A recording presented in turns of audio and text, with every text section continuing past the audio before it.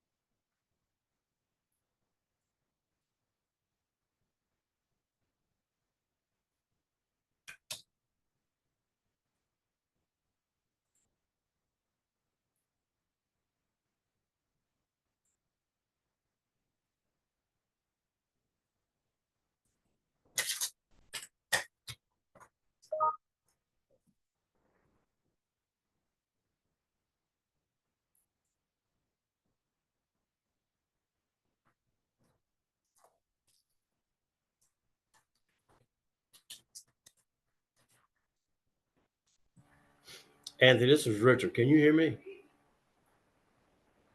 We just lost power, so I don't know. I can't hear. Are you off mute, Anthony? Can you hear me? I can hear you perfectly, All Richard. right, I'm sorry. we just lost power in City Hall. So as long as you can hear me, I'll go forward. So Okay. I hope that it's the internet stays up for you. yeah, okay.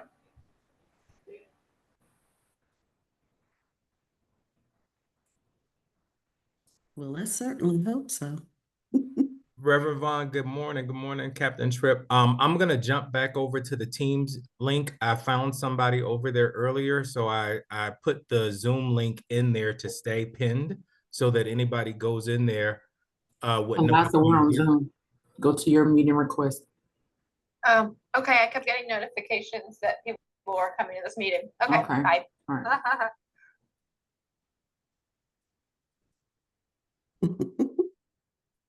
Okay.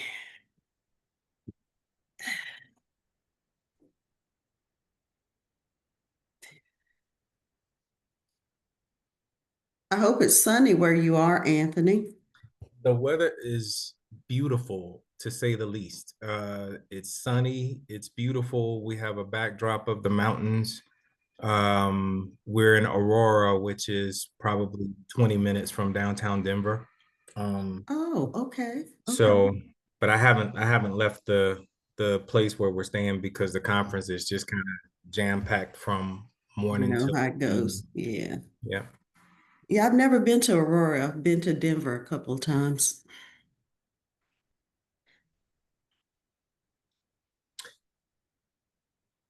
Uh,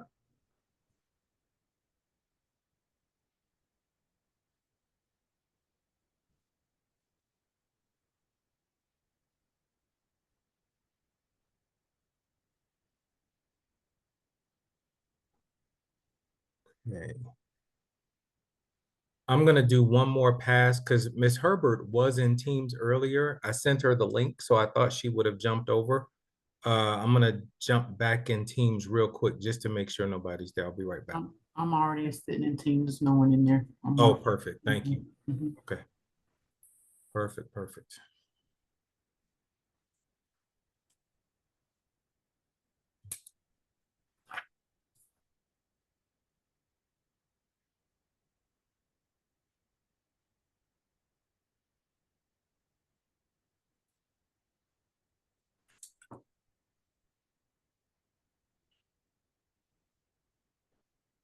The link for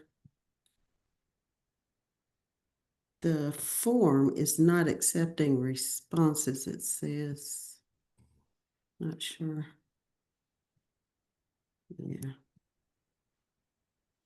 Could you, Keisha, if that's you, could you send us another link? I'm gonna handle it in a second. Okay, thank you.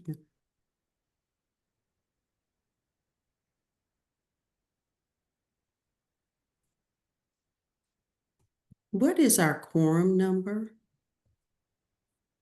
4. Okay, we have 7, so we can get started whenever you all are ready.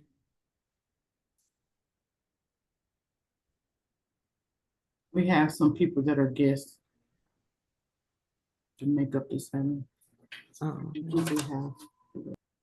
so we have 3. 3.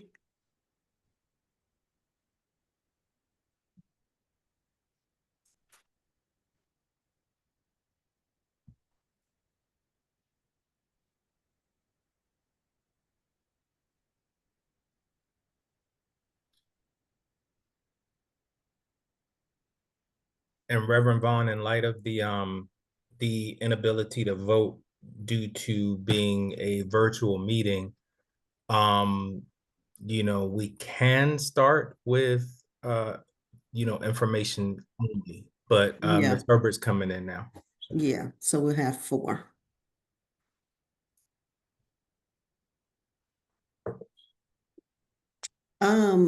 Anthony, I was asked about the public meetings law information. So that is what we are saying, the reason that we can't vote remotely. Yes. Okay.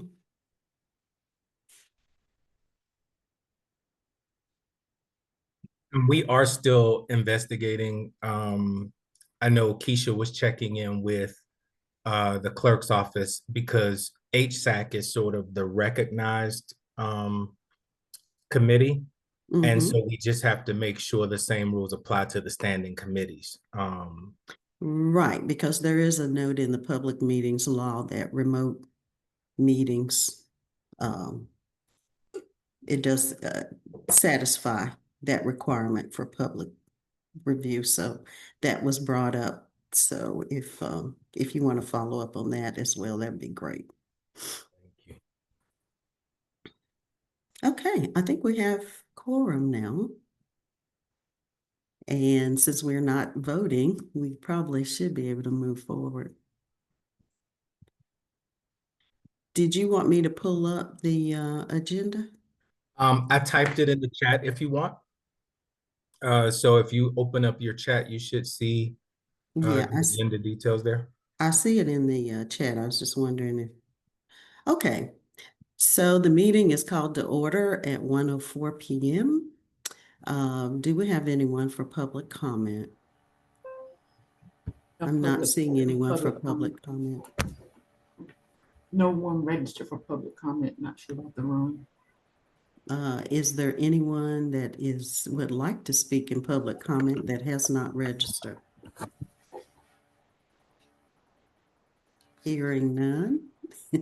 We will review the minutes if you have an opportunity to look at those. If you would go ahead and note any edits or corrections based on the information we currently have, we will not be able to vote on the minutes today because we are in a virtual or remote meeting.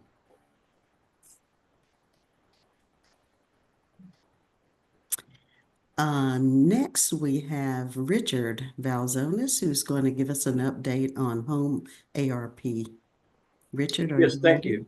Yeah, Thank you. thank you. And again, I apologize for the darkness in the backdrop. City Hall lost power about 10 minutes ago, so I'm in my office. My laptop hopefully is fully charged. If not, if I get cut off halfway through, we'll have to do it again. But again, good afternoon, Madam Chair, members of the committee. I'm Richard Valzonis.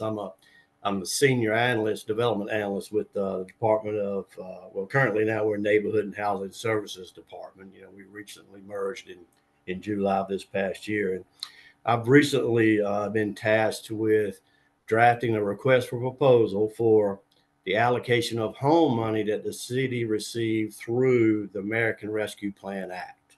And I think everyone on this call this afternoon, I'm sure, is aware that through an application submitted by the city, by the city's homelessness team, that the city was awarded $4.2 million in home ARP funding. So we'll be looking at drafting, pulling together a request for proposal to solicit a developer to access and partner with the city to help spend that $4.2 million. There are 4 eligible activities under the American Rescue Plan program, with the city selecting the eligible activity to develop new affordable rental housing units, with a preference being given to individuals and/or households experiencing homelessness, as defined in Title 24 of the Code of Federal Regulations, Part 91, Section 5, Paragraph 1. So, and I think Anthony and Keisha can give you that citation if you need it in the future. And as outlined in the application, the funding will support the construction or rehabilitation of at least 25 housing units for the individuals experiencing homelessness. The Community Safety Department and Neighborhood and Housing Services will continue to work closely to ensure the RFP remains consistent with the objectives outlined in the home ARP allocation plan.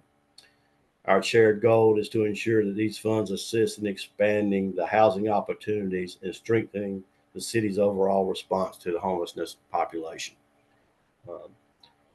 The current plan is to release the RFP in mid-January of 2026 to identify a development partner who will work with the city to achieve the requirements outlined in the approved allocation plan. I think for clarity and transparency, I just want to know that this process can take an extended period of time, kind of just based on the draft schedule that I've created. If everything moves according to plan, potentially we could have a developer under contract by July of 2026. And if that developer, brings us a plan where it's, say, going to construct 25 new units, then, we would have to go through most likely a rezoning process, a site plan approval process, and then construction would need to begin. So potentially we're probably 18 to 24 months down the road before we could see a unit on the ground. So I just wanted to make sure that everyone kind of understood that. So, and then lastly, I think another important thing is we have to have these funds drawn down by September of 2030. So there was no commitment requirement that I read in the allocation plan, but we do have to have them expended by September of 2030. So we need to get this thing moving, get us an RFP out there, and select us a developer so we can get under construction or rehab and be able to expend those funds by 2030. That concludes my update. So I want to say thank you for your time, and I'd be happy to answer any questions.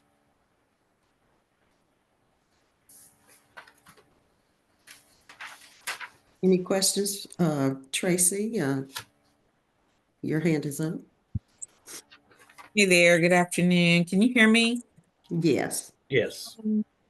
So in terms of the, is this American Rescue Funds? Is that what you're saying? This is? Yeah. So yes, through the home. So it's through the Home Investment Partnership Program, but as part of the American Rescue Plan Act, funding was provided to HOME, which is HUD, to assist the homeless population. Because I was thinking ARP funds. Are these the same funds that were released during COVID? Again, I think I just recently came into the picture. So, okay. I mean, Anthony, is this part of the application? This is part of the application that the homelessness team submitted to respond to the allocation of Home American Rescue Plan funding. I think it may precede me too, Tracy. It's been going on for a while. Right. But we are paying some renewed attention to it and trying to make some progress toward fulfilling that requirement of adding additional units to benefit the population of folks we're serving. Okay. And so there's $4.2 million. You said, Richard, you said the city would have by 2030 to not only identify a contractor, but also execute a project and expand and draw down the funds? Correct. Okay. All right. And so so anywhere from it's 18 my to 24 understanding, months? say it one more time. I'm I sorry. said, so you're looking at a timeline, you said anywhere from 18 to 24 months from start to Potentially, so it depends on what kind of project we would get. So for example, if someone brought us new construction with a vacant parcel, they most likely would have to go through a rezoning process Yeah. because, probably not zoned properly. So that potentially takes anywhere from 6 to 9 months. Then we'd have to get a site plan approved, and it had to begin construction. So I think basically my goal there was just to make each of you aware potentially this could be an extended time consuming process to get us to the end. Okay. Right. And it could be the potential of having even repurposing an existing structure and Correct. maybe possibly just having to go through the rezoning process to have it actually zoned accordingly for the purpose of this particular population, the That's homeless correct. population as That's well. correct. So Transitional it's for housing. either new construction or rehab. Okay. I mean, if we get a rehab project, I think it would move quicker. Yeah. Okay. All right. Right. Thank you for the clarification. And Helen, you have your hand up. A quick question. The funds have to be spent by September of 2030. Does that means that all the plans have to be finalized and the construction has to be completed or significantly underway? I'm just curious. So all the funds would need to be drawn down by September of 2030. So which in my mind, if home ARP funding is the only source of funding, the project would need to be complete. Certificates of occupancy would need to be issued. That's why we got power. Yay. Okay. Yeah, Great. because drawing down doesn't necessarily mean spending. That means that you have purchase orders and intent to use the funds, a target for the funds, and they could be spent later as long as it's drawn down by September. Well, they would have to be attached, there would Right, have they'd to be be a attached to it. task associated with the drawing down of the Right. funding. Yes. Yeah. All right, cool. Thank you. Mm-hmm. Richard, I was wondering, have you or has anyone considered city and county property that may be available for this project? I haven't got that deep into the thought process of how we're going to move forward with the RFP. I mean, I'm not, I wouldn't be familiar with county land. I don't know from the city side if we have a large enough parcel that may be available to develop that site.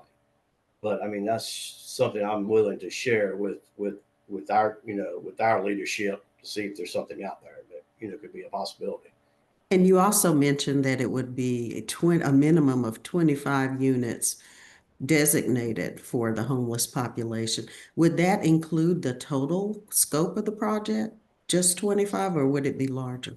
Right. I think it depends. Again, and I think all of us on this call would understand that, for the population that we're trying to serve, there's not going to be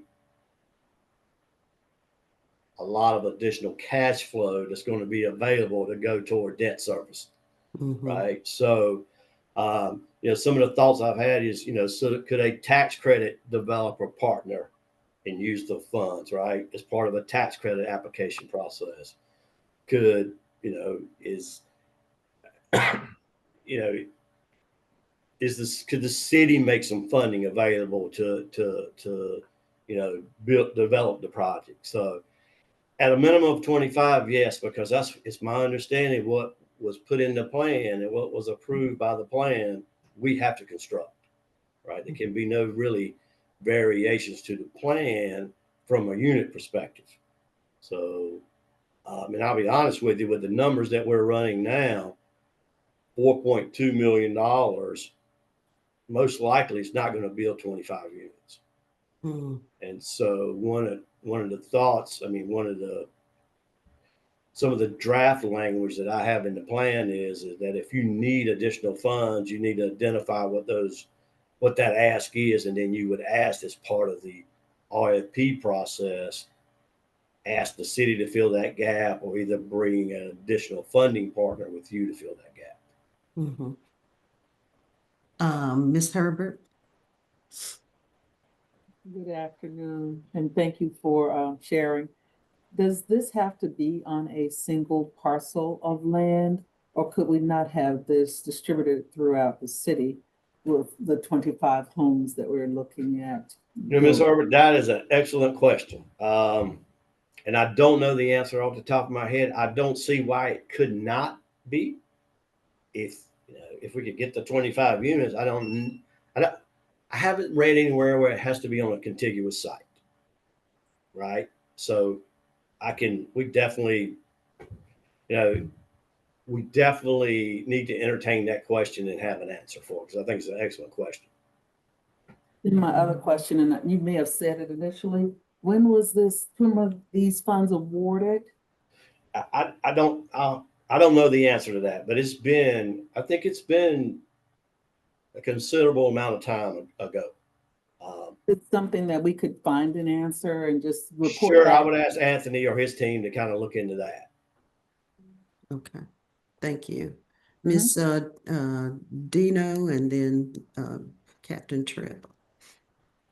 So Richard, you're saying that this could potentially be maybe funding to partner with maybe another developer who might be doing maybe mixed income, who could possibly maybe set aside some units, or maybe I know there's another project in North Carolina where they've identified land and they did the tiny homes project. I know Raleigh has a small tiny homes project. I don't know how many tiny homes you can build based on Right. per square footage for, based on occupancy for one or two persons. But I mean, I think there's lots of potential to stretch 4.2, but I agree.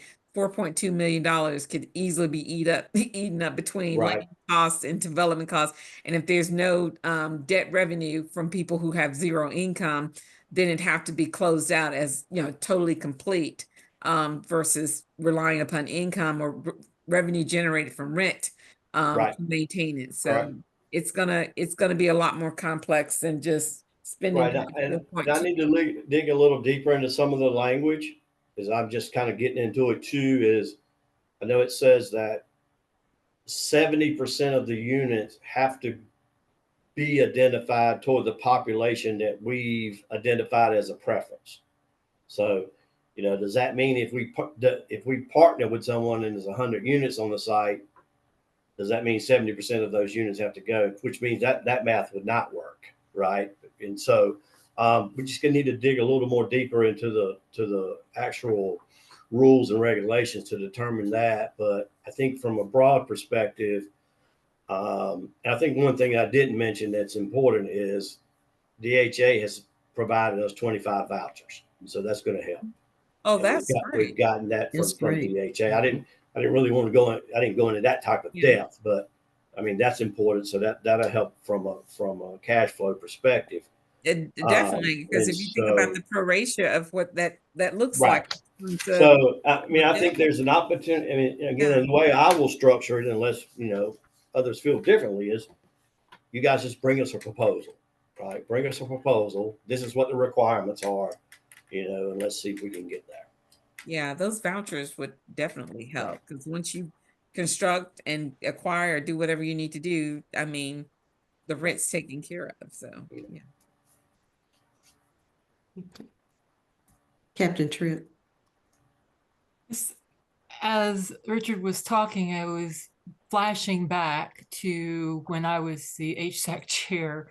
I believe this was in response to a proposal that I had to sign a letter to the county commissioners and the mayor at the time, requesting funding, because this sounds very familiar to what we're doing. So I'm glad to share that. I can email that out to the exec team so that you can see that and what the original request was. I don't know what the final approval was. I never got that, but I can at least tell you what our ideas were when we made And that. I do, and if I can get my computer pulled back up, I do have a copy of the draft plan, I believe, that may give us some of the answers. But I do know that the plan says 25 units, so we have to build 25 units. We got an allocation of the 4.2.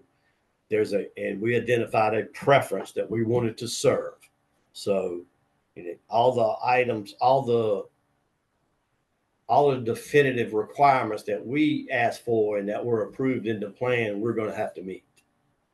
Or you have to go back and revise your plan. And, based on this 2030 date, I don't know if we have time to go back and revise the plan and Because go one back of the things through the approval process. I'm sorry.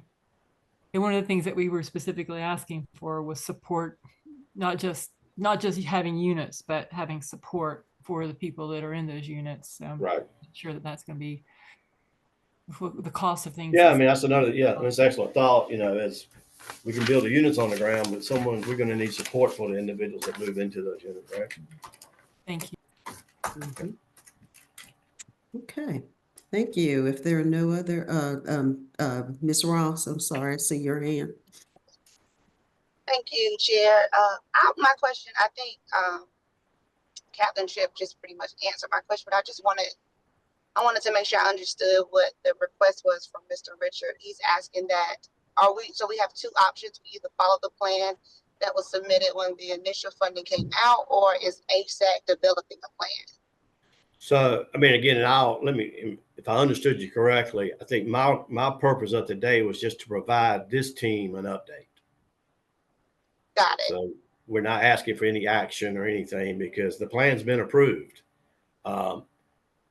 My assumption would be at some point in time previously, that plan was presented and this team signed off on it. This committee signed off on it.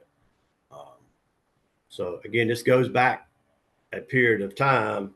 I just don't know the exact date that it was originally submitted. Mhm. Okay, thank you. Are there any other questions? Just real quick. Thank you so. I'm sorry, the letters that I sent were in March of 2023, just for reference. Okay. Okay, great. Thank you so much, Richard, for giving us that update, and we hope to hear from you as this progresses along. Thank you. Thank you. Okay. Next is we have the public dashboard preview. Is Elliot or Andrea or both here? Yeah, hey, I'm Elliot with the North Carolina Coalition to End Homelessness Data Center. If we've got sharing enabled, I can screen share. Great. So this is a dashboard based on the Built for Zero reports that we've been working on. I know Anise and Anthony and Ricky, we've had a lot of let me hit the refresh button. Okay, so this is based on the Mecklenburg dashboard. Liked that as a starting point, and we've been meeting about every week for the past couple of months to talk through the data, what we're finding in the data, talk through design. This is very much a draft at this point, and it's going to be a tool that can be embedded in y'all's website and our website. So we're looking at sort of the part of the top section right now. This is going to be based on September was the last month that I pulled data for. I haven't refreshed it for October yet. So based on the one number concept using those Built for Zero reports, we've got the total number of people as of this last report. So it's sort of a slice of time, 1,366 who were active. And then we've got them down here grouped by household types. So this top row is sort of our basic household types, families with children, multiple adults, single adults. And then as we come down, we're getting into sort of those subcategories, right? So we can see 82 parenting youth in 31 households, and that I believe includes children, 29 unaccompanied youth in 29 households, 139 veterans, 227 people experiencing chronic homelessness. So the top section is going to give you like a slice of this past month. One of the things we've been sort of fine-tuning is these race and ethnicity categories, as y'all might know. The way that shows up in the homelessness data in HMIS is a little bit different than the way that it shows up in census-based categories. So here's where we landed on the groupings right now. You'll notice we've got Hispanic at the front where that appears so that we're keeping that included instead of separating ethnicity out from race. And then we've got multiracial if people indicate 2 or more. So here's what those numbers are looking like over the past month. Then we've got a breakdown for gender. And the second half of the page, and again, like I said, this is where I definitely want to be getting some feedback on the legibility, because I know bar charts, stacked bar charts, bunch of lines, these can be a little hard to interpret the first time you look at them. What we've done with these as we go down the page is we've got a filter for household type. So right now we're looking at the race and ethnicity. You'll see January through October, so we can see how those counts change over the course of a year. And then if I select only families, we're going to see those lines change, right? So we can filter out by household types. So we've got that for the race and ethnicity categories, again, based on the census. Same thing, we can filter how many single adults based on the gender they provided in HMIS. Here is all active clients over time. So we can see got a little bit of a dip in July, and then our count goes back up again towards now. Same thing, can filter those. And then this is the inflow and outflow trends. And if y'all have questions about what Built for Zero means by inflow and outflow and active, I might defer to the folks who just went to the conference. Because I am mostly making the numbers work in the data visualization. But essentially active people are folks that are still in the system who haven't found housing yet. Inflow is people who are new, outflow is people who are getting housed. And same thing with that, we can filter out by those household type groupings. So anything you want me to scroll back up to? Do y'all have any quick thoughts, questions, feedback?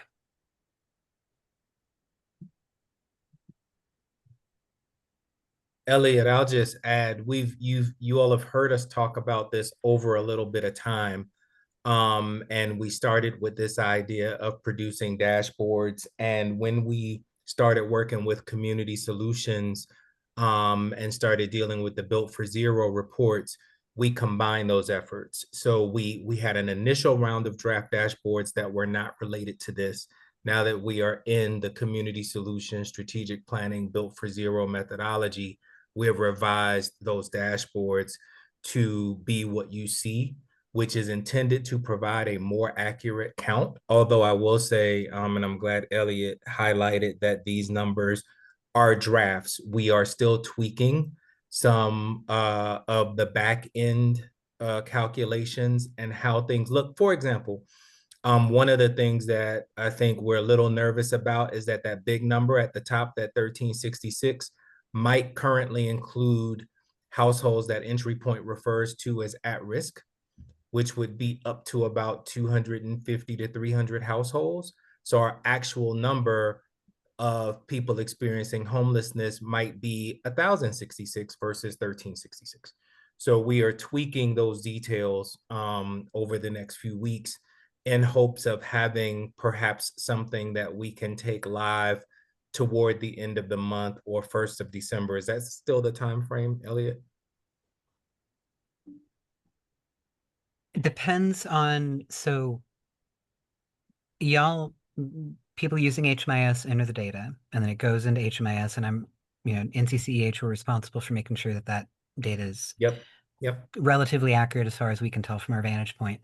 Yep. And then we also have these reports that, like if y'all are familiar with the business object reports, I don't know if you are, the complicated reports that are built by another developer that we contract with.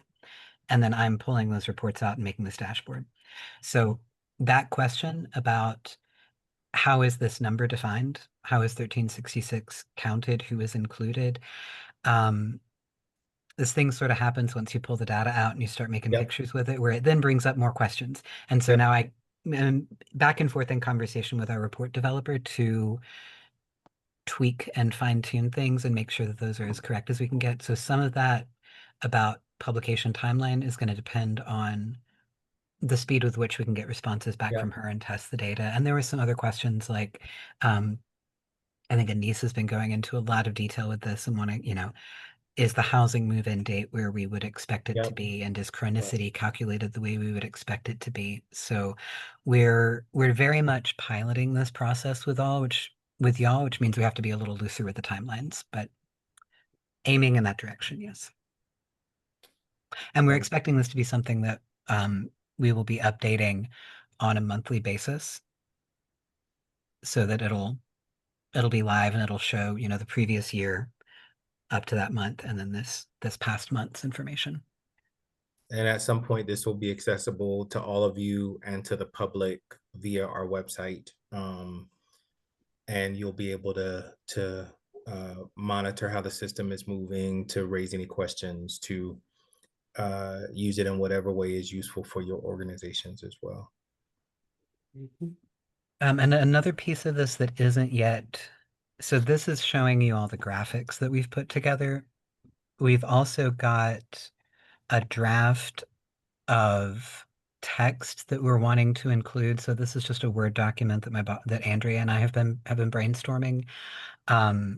We want to make sure that we're providing paragraph context because this is going to be for the general public. And so I think we're probably going to want to hear back from y'all again once we're able to give you a link to it once we've got this text added, to make sure that it's making sense and answering the questions that you would have, because I don't expect anybody who's not familiar to know what chronic homelessness means or to know what parenting youth means. And so there will be probably a few more iterations of feedback for this.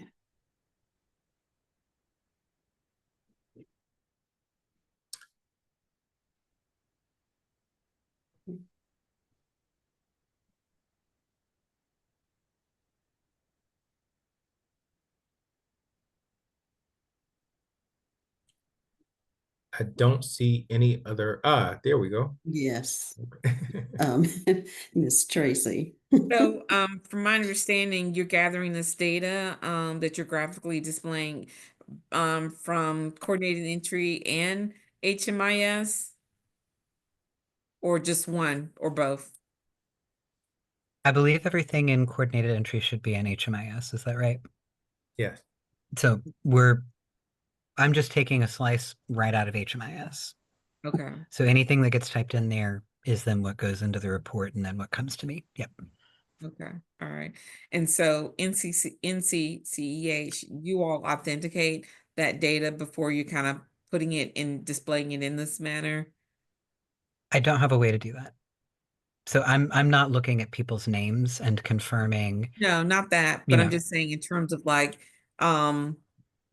there's not a double entry, or that people are not, who called into coordinate. Maybe this isn't even relevant, but I'm asking just to have a better understanding. So if someone's calling in and saying they're homeless and they need assistance and they're being referred,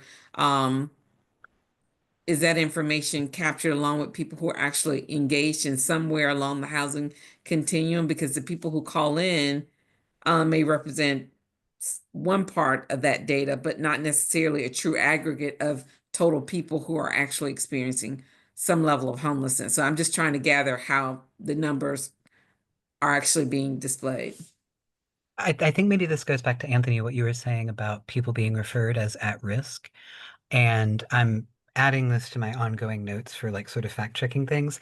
One of the benefits I think of working with just Durham at this point instead of the whole balance of state is if we're talking about 640 people, we can maybe kind of try to understand that level of detail a bit more. So when somebody comes in to entry point, they have an enrollment that's created. They haven't, and yeah, I would expect, but I can check on that. By going back to the client records, I can see the client IDs and double check them in HMIS. I would expect that any enrollments during this time period are what we're looking at. so that this 1366 is going to be any active project or any project in HMIS where somebody's been entered and not yet exited. Okay. If somebody's and your question about validating, if somebody's enrolled in multiple projects at the same time, I'm only counting them once. No, I'm just saying in But terms of those, from the front end, like once they enter yeah, the door from calling and contacting coordinated entry, are all those numbers a part of all the numbers across the housing continuum, or just are you gathering just the data from the different housing projects along the housing continuum? we are not separating them by project type or by project or agency. So would it be helpful to see that as maybe one of these sort of bar charts? Like what, or are you asking for them to not be included in the totals at all? Well, I'm just wondering in terms of does it, I mean, I don't know if it lends itself or it contracts from the actual number of it being true, an actual number.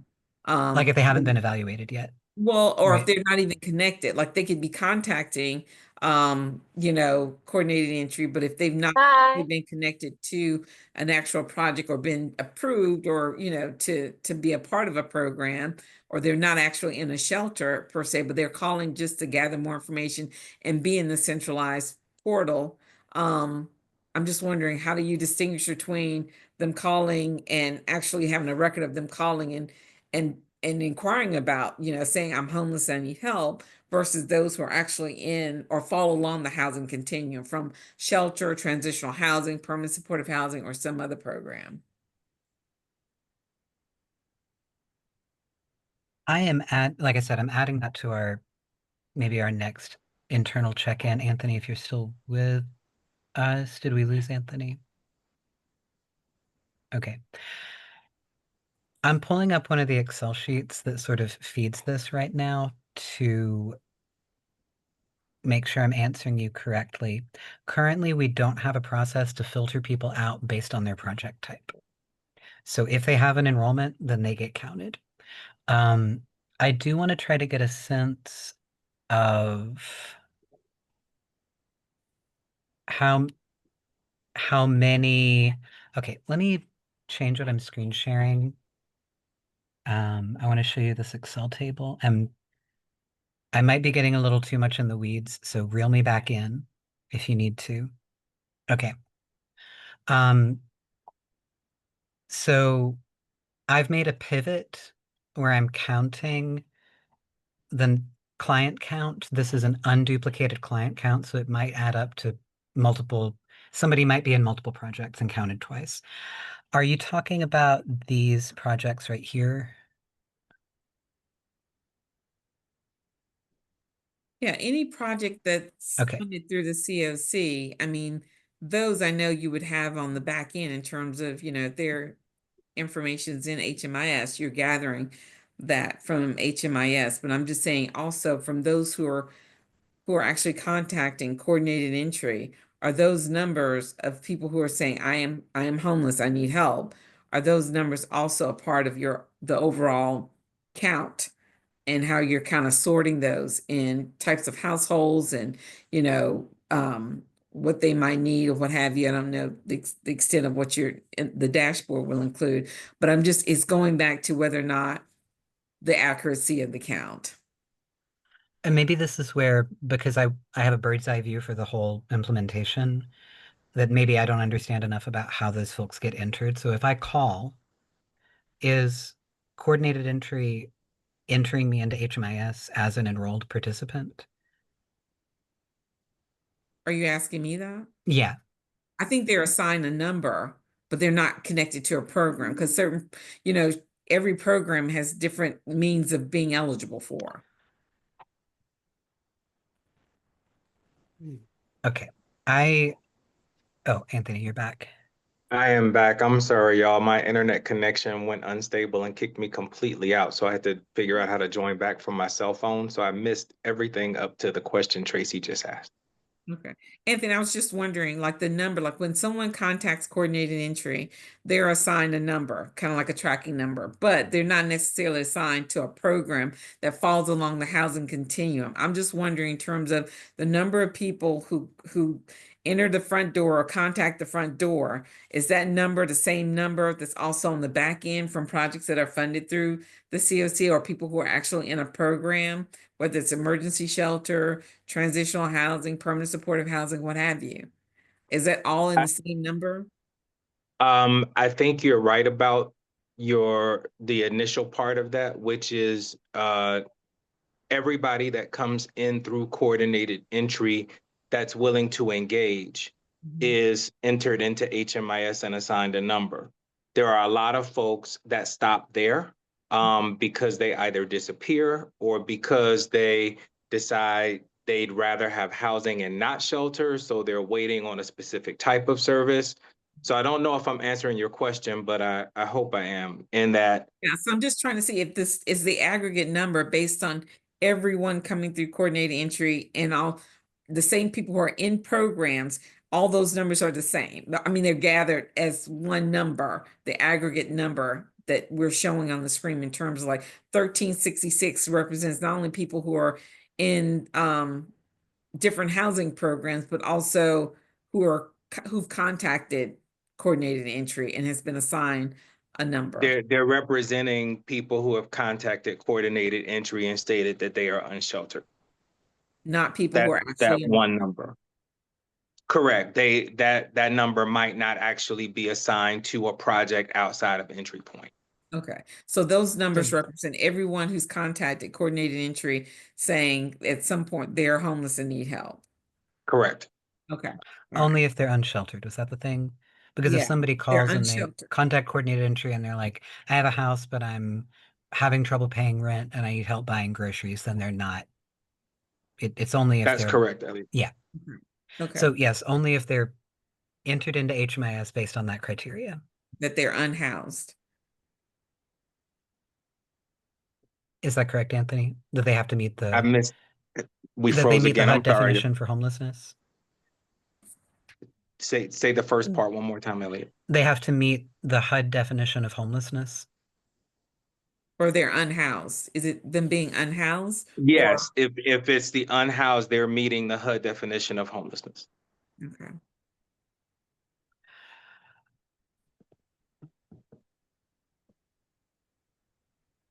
Would it be helpful to break those numbers out, and I can go back to that screen again, based on project type, to sort of see who is active in each? Like we've got the type of household categories. We could say who is active in like a front door provider or a rapid rehousing provider or something like that at the moment. I think probably when you provide some of the context with some of the narratives to maybe define what is unhoused, what is, what defines chronic homelessness based on HUD's definition, or if just chronicity in general could be defined, because again, someone who may not be as familiar would see this and see the numbers and go, wow, that's a lot of people. Like, have they been housed, or is this people calling in saying where are all these people in the city of Durham, and not know that maybe some of these people are connected to a program, but maybe they're not. And I know a lot of people who contact coordinated entry don't always necessarily, end up Correct. being in a program. They're counted as a number of saying they've been, because they're self-reporting all this information that they're gathering from them. Yes, and some self-resolve. And so that's, can you all hear me or did I get muted?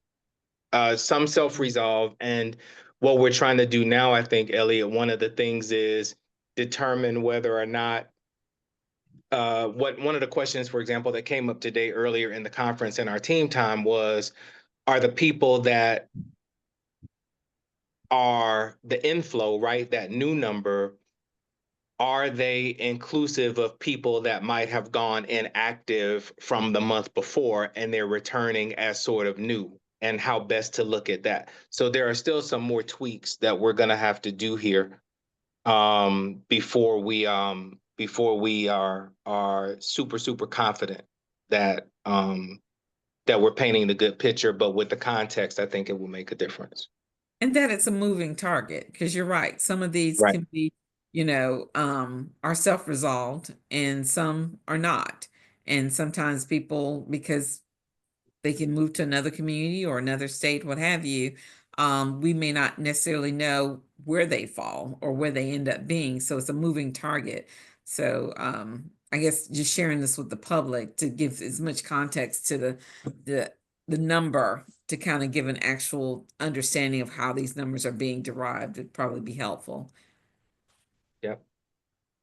I have maybe two more questions there, and one of them, this might be a chew on it for later question. There's always this tension with dashboards like this between all the context versus the narrative we're trying to communicate, and like when we say this many people are experiencing homelessness, what we mean is this many people don't have enough housing, like housing isn't accessible for this many people. And I think we want to get a sense of what the narrative is that we're wanting to communicate, what we want people to take away from this. And then the other thought that I was just holding on to, and I may have lost it. Oh, if somebody leaves and comes back. So we want to show the average days between entry and getting housed. And it turns out that's pretty complicated because somebody, they may be exited to a positive destination and then come back 2 months later. So should we start at the point that they came back, or should we start at that earlier point and say that it then took across that whole time? And these are some things that I'm talking through with like some of our other research partners and want to hear from y'all about. Like, how would we reflect, somebody coming in and coming back, and sort of like at what point do we want to say that they're done? Would we subtract those 2 months that they were in a permanent destination from the total period, or just count the most recent one? And the level of detail that we want to see as people move across referrals, right? Where they maybe encountered entry point and then emergency shelter, rapid rehousing, street outreach. Like, what do we do with sort of all of that can be overlapping for people? So it seems like maybe tracking exit destinations could be useful here to say like the count of people who were exited to unknown or friend's couch. Like I could add that as a bar chart maybe. You're muted. I want to make sure, part of the process of this is to give out reliable, easy to understand information to the public. And so the more complicated we make it, the more I'll worry about how it will be seen and interpreted broadly. So I don't know how much more, the audience that will see this beyond people who are deeply interested in the inner workings. I think where we've landed as a framework is pretty good. I don't know that they'll have a lot of those same intimate questions that the more data savvy of us are raising. So I just want to make sure we're clear, but it is important for us to consider all of those questions because they're going to help us make sure that the data is as accurate as possible. And the way we're getting to those numbers makes the best sense. Okay. Right. Thank you. Does that conclude your presentation, Elliot? Are there any other questions? I will put my email address in the chat if y'all don't already have it. If you want to share your thoughts, take another look. Thank you so much. And actually, I would ask if anybody decides to reach out to Elliot about this directly, can you just copy me so that we're tracking all of the thoughts that come our way and make sure that we're processing together. Sounds good. And Tracy, thanks for getting in the weeds with me there. Appreciate that. No, I appreciate you. You know, again, I think this is great. And this is out of Mecklenburg, North Carolina or Virginia? Mecklenburg, North Carolina. Oh, somebody turned the light out. Mecklenburg, North Carolina had Okay. built a similar dashboard that we're Okay. using as like the template for this one. Okay, all right. Yeah, I think this information is good because a lot of communities and a lot of counties, Charlotte is, Mecklenburg County is an entitlement community. This type of data is used and pulled for a lot of different things. And sometimes when the snapshot, again, no, I know it's a moving target. I know it's gonna, that number's gonna fluctuate from month to month, day to day. But when people are kind of looking at it and then saying, oh, okay, you know, do we need to create this type of program to address this, to address this problem? Because we have 13 or 1,500 people, you know, and where are these people? Are they in hotels? Are they in the street? Are they bundled, you know, are they doubled up with families? And so there are different entities within the community. The school district looks at this, developers looks at this information, your community developers looks at this information. A lot of different people look at information like that in order to kind of, you know, do the work that they do on a day-to-day basis. And so, or at least try to address the problem from their angle or perspective. So that's what I'm just trying to gather it. If I don't understand it, I don't know if somebody else would necessarily look at it and understand. So that's why I was trying to just gain a little bit more clarity about it. So thank you for indulging me as well. Thank you so much, Tracy, and thank you again, Elliot, for your presentation. It's awesome. Next, we wanted to have a few minutes to address the public comment from the last HSAC meeting. I tried to get kind of a synopsis of that. I understand that the last meeting was not recorded, and our secretary is missing today, but we want to just try to follow up. Maybe Anthony, you can help us a little bit with that. I think what you're asking, I think, Reverend Vaughn, is whether or not the HSAC meeting was recorded, and it was, Yeah. and whether or not we have access to Tiffany Solomon's and Chris Noblet's comments.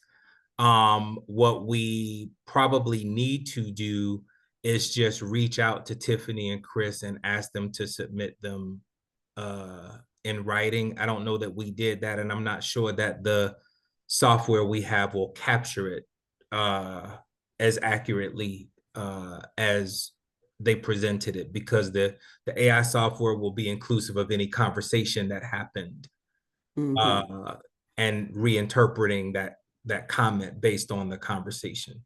So I think what we need to do for accuracy is ask Miss Dorothy Harden. I think I don't know who I said, but it was Dorothy Harden. Yeah, Harden. Ask Miss Harden to submit those, and Chris, if he has those comments written out, to please submit them, and we would be happy to respond.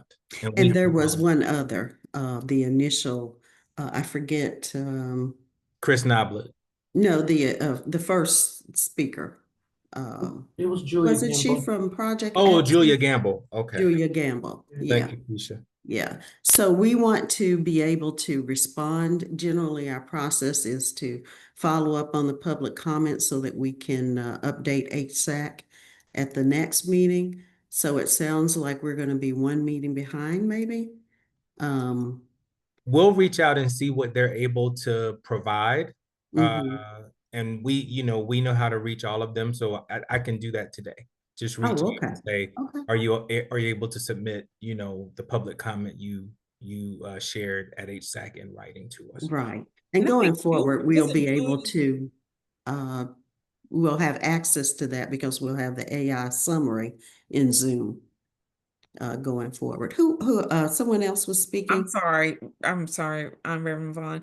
Wasn't Julia's announcement wasn't it more of an announcement in terms of the benefits being cut? Wasn't hers more of an announcement? I think the others seem more like I mean, I know it was all during public comment, but I think hers was more of an announcement than anything else, but I could be wrong, but I thought hers was around the potential for SNAP and EBT benefits Mhm. coming to an end and the Right. impact of some of the the households in Durham. Right. Yeah, I recall that as well, and think that has been a moving target as well. So by the time we get to the HSAC meeting, we may have a lot more information on that, where the payments actually stand and if they have been released partly or fully. Um, so, and as far as Chris Noblett's concerned, I believe there was a park or something that maybe was cleared in Durham. I heard anecdotally, but don't have a specific location as to where that was, that perhaps the lady whose items were destroyed, we don't know if it was in that location that was recently cleared or if it's somewhere else. So we'll be able to get direct information from him and be able to follow up and answer his questions. As far as HSAC member Hardin, it would be great to, as Anthony noted, to have that statement because she read a statement to us, and we'll be able to dissect that and get back with her and provide a update, hopefully by the next meeting. So thank you for your recall, Tracy. I'm sorry, this is Colleen. Was Yeah. the comment that was made in reference to the park being cleared, was it more about the policy that Durham Parks and Recs is using when they're clearing, more so than the specific park? Was it more about how they're handling or managing our homeless neighbors? Yes, Did I I hear believe it it? was, and he also brought up the tent policy, which we had once tabled, which gives us an opportunity to bring that back and review where it is that we are on that as well. Thank you, Vice Chair Hilbert, for bringing that up.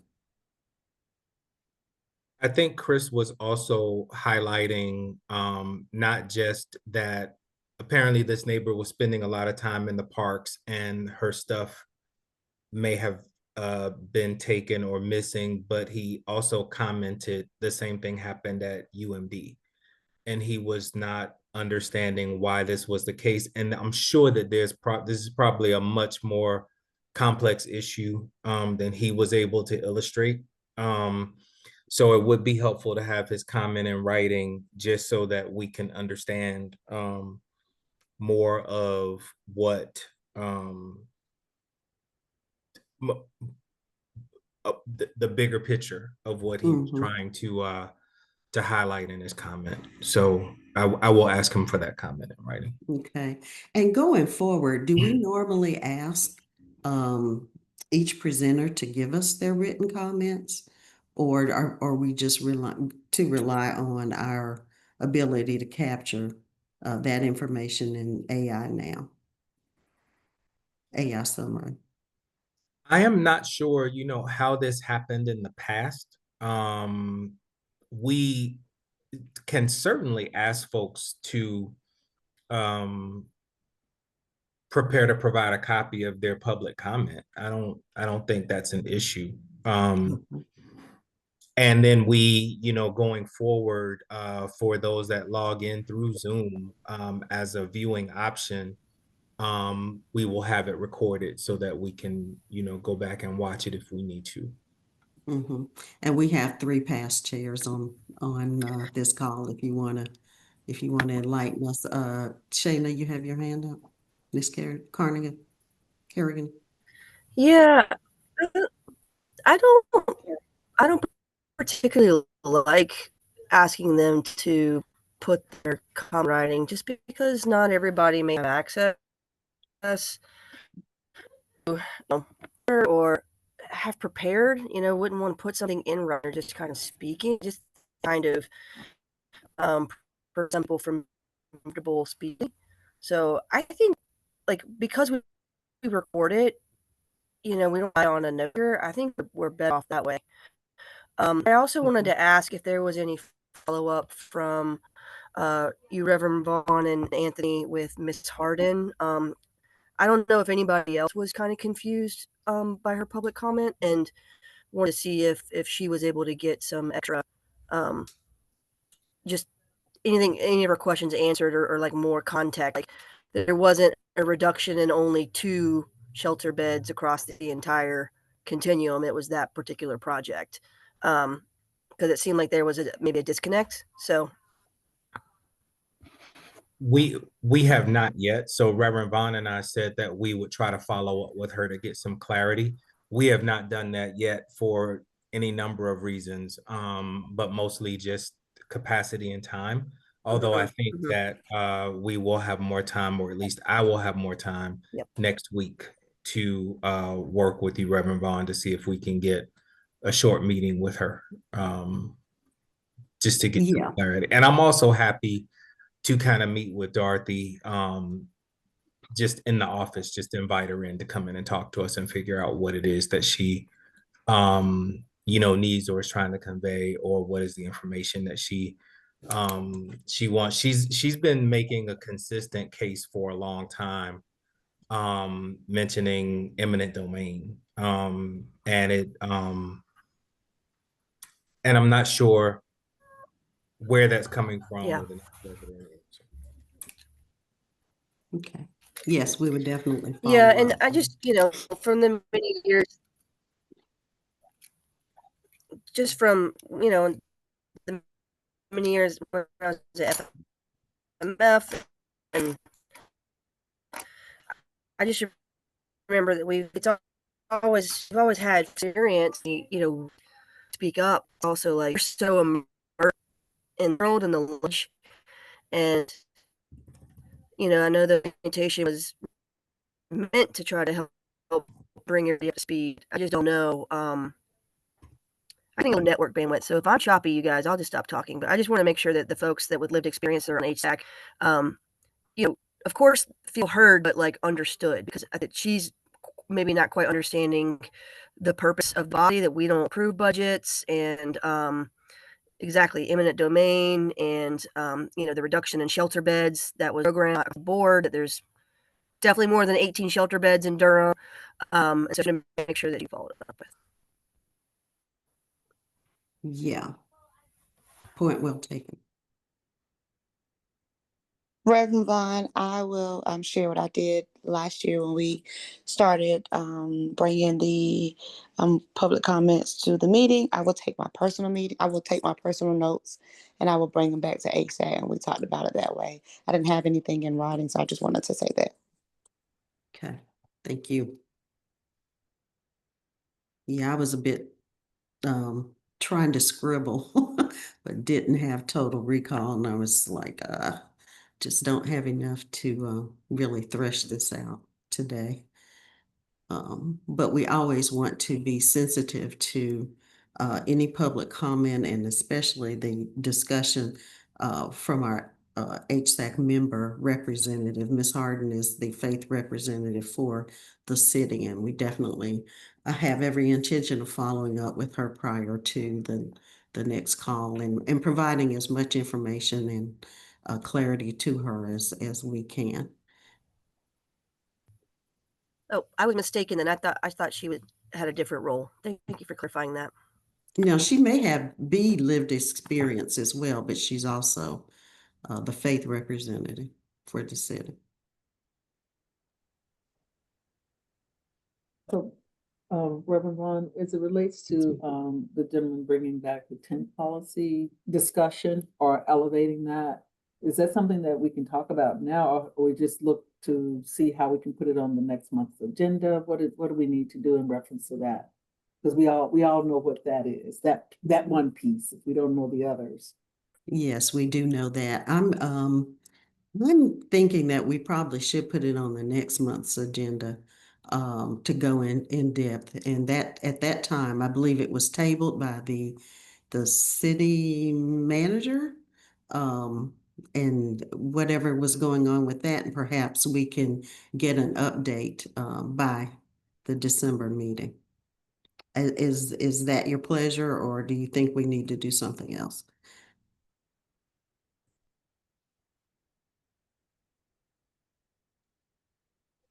Just curious what the body thinks. We're here. What should we do?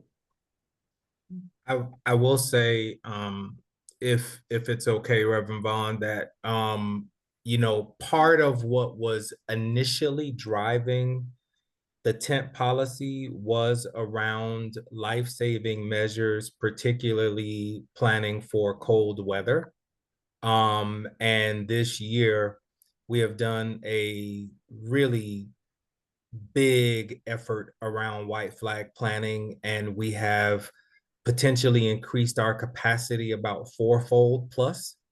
You heard us start the season by saying, we typically do 20 plus a few overflows beds per night when necessary. This winter, we're doing 20 extended winter shelter beds every night from November 15th through March 15th, I believe. And then we have cold weather expanded nights, which are add a lot of additional beds, another close to 70 beds on specific cold weather nights, many of them for families. And if all things, we are still finalizing the plans for that, but if all things go well, families moving forward will be managing that expanded family capacity at another site that is a partner site. So I just want to give you all that heads up that part of the reason behind the tent policy was to make sure that, folks were not forced to sleep outside because there was no bed available. And this winter, we have done a really big push to make sure that there are a lot more beds available, both for singles and families. So we have a number of overflow spaces for both populations, but a really big push, especially for families. We also will be asking for survival kits for people that may refuse support or shelter.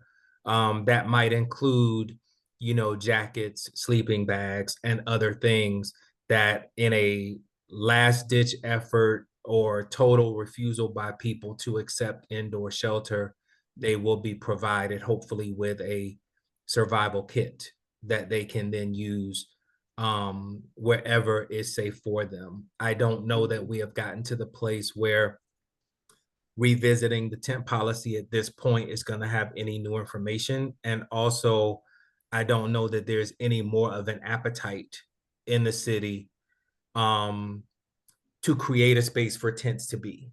But I don't, again, I'm happy to chat with Anise about that and have him, guide me and what else to say to you all about that. But Okay.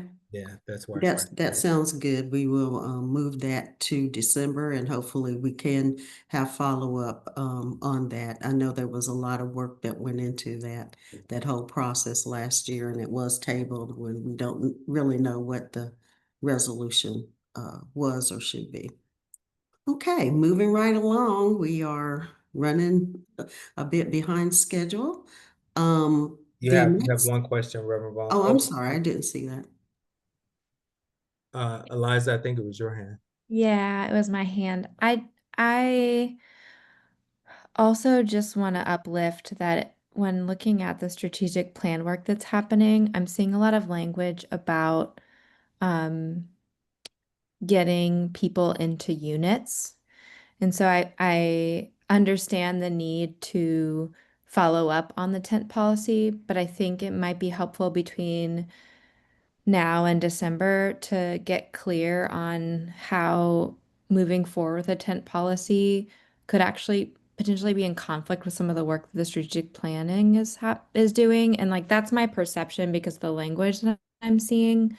But I'm really seeing in the language there like an effort to talk about housing units and those outcomes versus tents being an outcome. And so just wanted to uplift that. I think like I'm kind of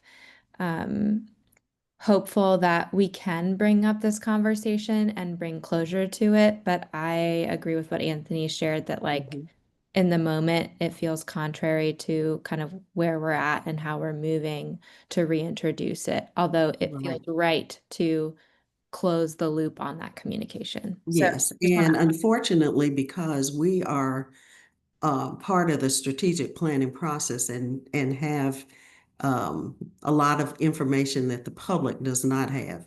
There's not been a lot of communication, which was also addressed in that last meeting. Those questions are still lingering in the community. Yeah. So our ability to answer and update the public on where things are moving is also necessary so that their questions will be answered. So Yep. point well taken. Just not interested in re-earthing the conversation around tent policy, and that's my perspective. I want to make sure that that's clear. Yeah. Okay, so outreach for new members ahead of the December meeting. I believe part of the executive committee's responsibilities for the twice a year COC meeting is to make sure that we are reaching out to people to potentially invite them, to let them know that their voices can be heard. And I'm not sure exactly what we will be doing other than sending email notices and reaching out to our sphere of influence in the community. If anyone else has anything else that you think we should add, please speak now.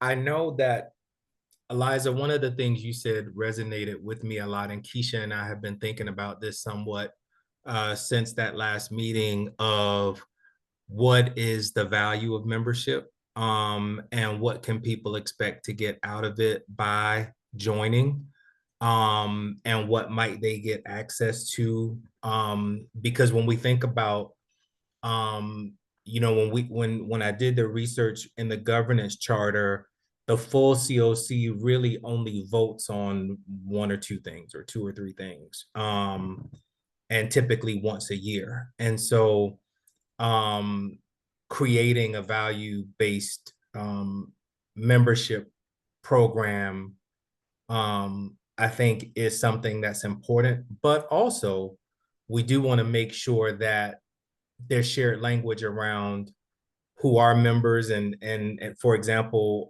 it wasn't until we had the HSAC orientation that even some of the HSAC member organizations joined, right? Because of the requirement by the membership strategy to have you fill out the application. So we do want people to become a part of it. We do want to expand and share the work we're doing in a broader way with people with like minds. So sphere of interest, Reverend Vaughn, is important in this case because you might be working with a lot of people who are interested in this, but don't understand why they should be a part of it, or don't understand why they should allot their time.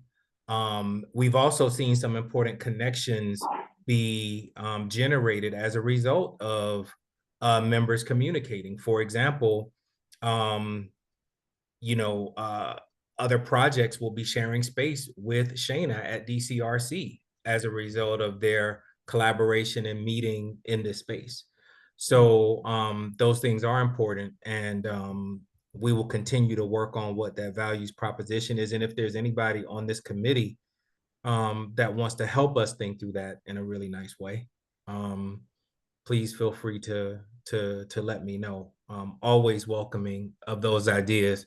And then if there's anything that we need to talk about specifically for the December HSAC meeting with regard to it being a full COC meeting, I think, Reverend Vaughn, we talked about maybe some kind of mixer that might happen a half hour before the meeting or something like that, where people could get to know each other, and where, maybe potentially new members of the COC could come and talk to members of HSAC and existing members around the work that we're doing.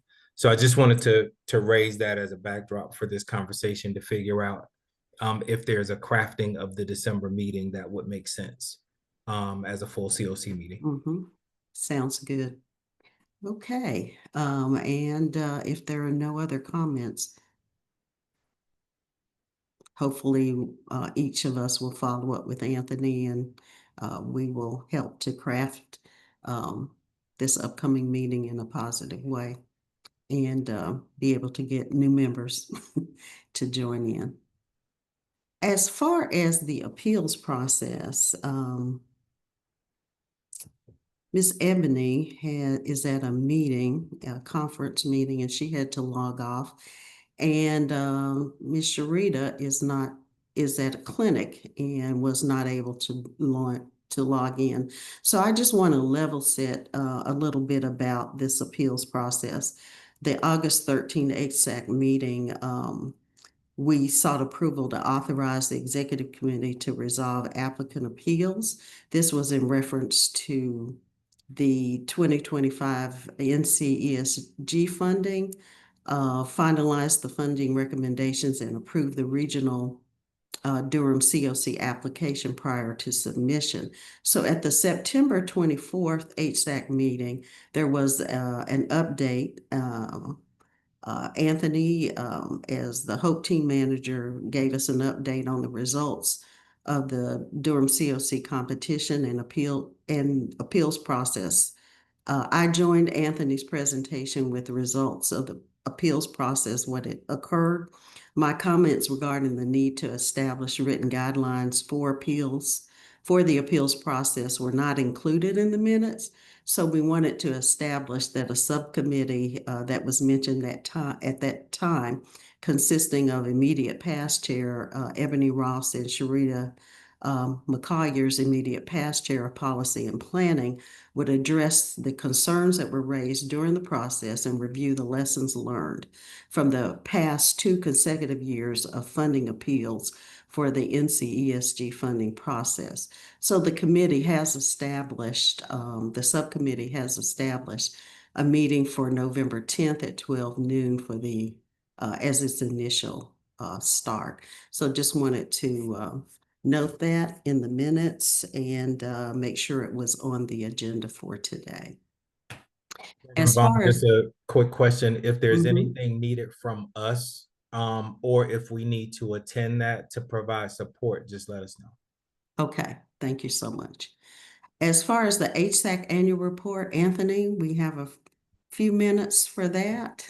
Yes, I will be quick. So every year, HSAC is tasked with writing an annual report of its activities. I'm not sure that you all know that or maybe ever even have contributed to it. I think in the past, what has happened is that Colin has done a review of the minutes over the course of the year and put together a report, high-level report of things that may have been accomplished or big decisions or discussions that happened, etc.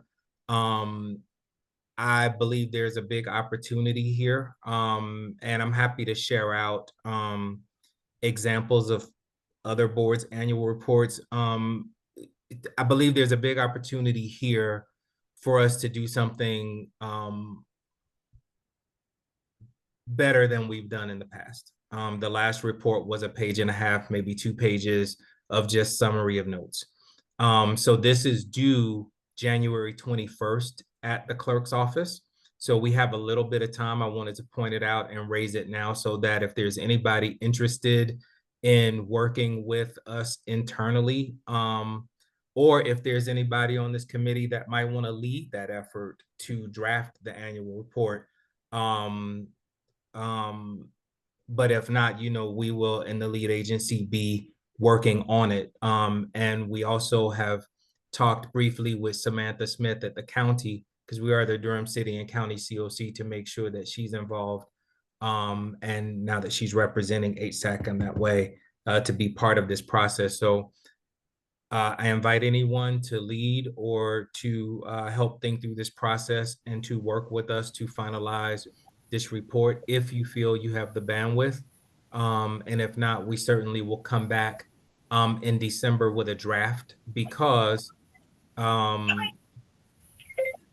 it is due before the HSAC meeting in January. So it will Right. need to be approved at the December HSAC meeting, which means this committee will need it on its radar this time next month. And we need to start having a draft in place for you all to review and make sure we're going down the right path. Yeah, that sounds good, Anthony. And it's so good that we had orientation to really give us an overview of what the executive committee responsibilities are. And this was one of the items that was brought up at that time. And we appreciate your follow through on that. I will be happy to work with you. Since it's due the 21st, the draft would be available at the next executive committee meeting and then voted. Does it need to be voted on at the HSAC meeting in December, or does it I just would come think through so. the executive committee? That's one of those things that you all can decide, but I'd love it if HSAC as a whole reviewed and voted on it, because I think it gives a lot of insight and shared language to what we've been up to as a committee. Okay, Um, and if we are able to do that, that would be great. That December meeting, it will be a short turnaround yeah, for that December meeting, and then we have the January executive committee meeting yeah. for the final, I guess. Because there may be some changes in the in the HSAC meeting. If We there are don't additional anticipate. changes necessary, yes, Right. Okay, sounds good. yes. Fantastic. Okay, and the final item on the agenda, of course, is the HSAC meeting agenda planning. Anthony, you and I have talked about three items that the standard items that we know: the call to meeting to order, the public comment period, the approval of minutes, and then we had three other items initially that we discussed. We know that Ms. Crawley will give us an update on the housing voucher process. Yes. We know that Samantha will give us an update from Durham County, their programs, Yes, and she's updating on two things. She's updating on the programs, and she's and updating on the PIT count. on the pit count. The pink count subcommittee report. So we have those three items. We know that we always have the strategic plan update. Yeah. And hopefully we'll have some resolution or something to come back to respond to the public comment on that agenda as well. Did you have anything else? Are we having the home ARP update for HSAC as well? Or was this just for the executive committee? It was done today for the benefit of the executive committee. Richard is open to and willing to provide additional details as they become available and come back to HSAC at any point. Since the RFP is going to be released in January, I think the thought was to make sure that everybody on HSAC was aware, so that if they, when the RFP comes out, if they can help share it, if they can promote it, all of those things. Okay, sounds That good. would be helpful. Sounds good. Does anyone else have any other items you would like to see on the agenda? We have hour and a half, so we want to make sure that we always have that discussion opportunity as well.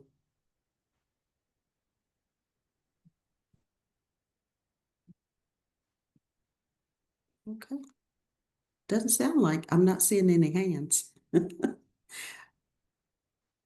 So it looks like we have it pretty much outlined. We know, Anthony, that you and Anise are away the balance of the week. I think you're in the office one day, which is Monday, and then you're out the 11th through the 14th, and Keisha is out the 11th and the 14th. So we want to try to get the HSAC agenda out by the 12th of November. I think I received a note on that. Yep. So hopefully this will pretty much be it. If anyone has any other items that are burning, if you let us know, it needs to be soon, because we pretty much have our hour and a half almost allocated there. Okay.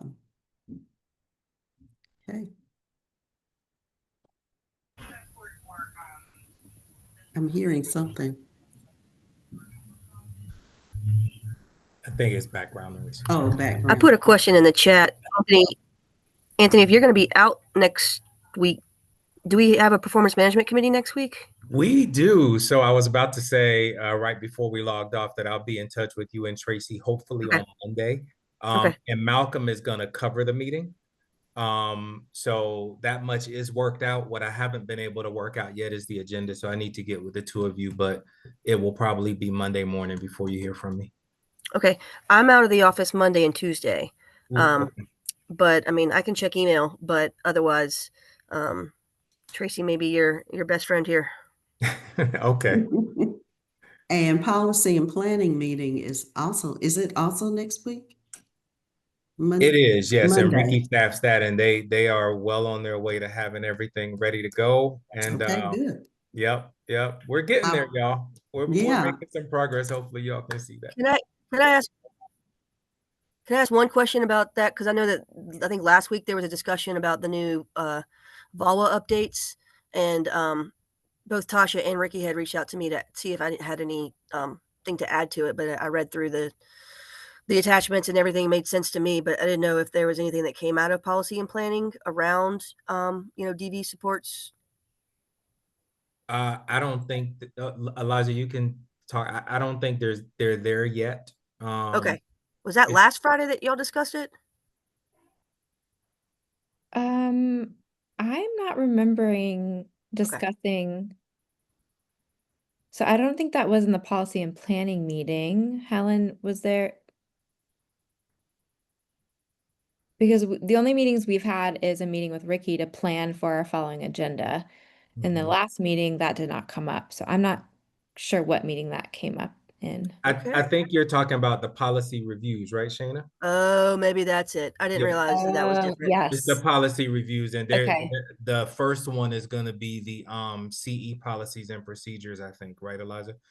So I know Ricky's been working on the VAWA That's review because she wants to present some good information to the committee about the changes and the differences.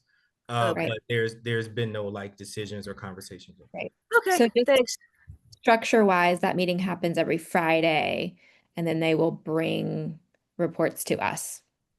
Gotcha. Okay, that makes sense. And I've been attending those as much as I can, so. What meeting is that again, Eliza? That happens on Fridays? It's a working group meeting for policies and procedure review, and there's a whole map of that Ricky's done a great job of setting out of like how we're going to review what needs to be reviewed first. There's a committee. It's a committee that non-HSAC members are welcome to join, which is something that might be a benefit to some COC folks. But I think right now it's a pretty small group. Okay, sounds good. Okay, we are right at 2:29. Are there any announcements? Just very quickly, we are gearing up for the annual vigil this year. You'll keep hearing me say it until we do it. If you all have collected or have experienced any neighbors that have passed away that you know about, you can please share whatever you have with me. I am collecting the names for the list this year. So that's the only announcement. That vigil is, I believe it's going to be Sunday, December 21st this year. Okay. And the location is being determined by DCIA, but we'll happily let you know more when we have information. Okay, fantastic. Well, thank you all for making time out of your busy schedules to keep this work moving forward. We thank you, and I think we need a motion to adjourn. Motion to adjourn. Thank you so much. We are adjourned at I'll second 2:30. if we need it for the record. Well, this is Eliza. Thank All you right, for the bye. second. Bye-bye. Thank you. Okay, Bye, Anthony. y'all. I know you're running between back and I forth. actually have a half-hour break between the next one that starts till 3 o'clock. I'm like, yay, I got a break. So Okay, Anthony, great. will a hybrid option or a virtual option be available for the December full CLC meeting? So It- in theory, yes, we are back, right? So we are back, meaning we got our Zoom life together, we can make it available. The problem is that those meetings have to be in person for members, and members have to be in person to vote. So Right. we can have a public audience of people who can Zoom in. Right. The extent to which we can monitor the chat, the extent to which we can have people reading public comments virtually, we might not be there just yet. We're still trying to figure out the best way to do that. But we're getting close to figuring out the Mhm. best way to do this. Yeah, 'Cause well, I'm trying- one thing, Anthony, we could do is we could have one person designated, or even if it's maybe Keisha to be the designated online person. It's really hard. Yeah. I got where you're going. It's Yeah. hard to have, you know, she in order to do the meeting as we do it now, she needs 2 computers. Mhm. So we've got to figure out probably someone else to monitor the chat Oh, that okay. has no Okay. other role.